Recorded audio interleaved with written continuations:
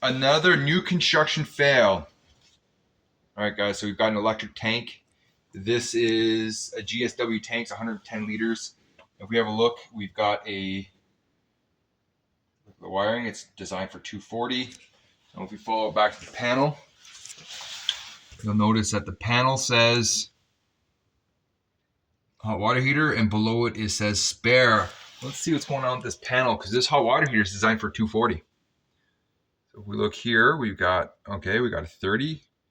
All right, and then we're tied to a proper conductor, and then below it where it's not connected, it's not there. So what's going on here? So I followed this black wire back, and then this is the secondary wire that's coming in. They've actually taped it white, identifying it as a neutral, and they've connected to the neutral bar.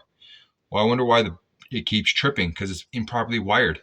Now there's 2 units out of the 6-plex that are done in this manner, and this is just one of the scenarios where it's important for you guys to consider having a inspection even on new builds.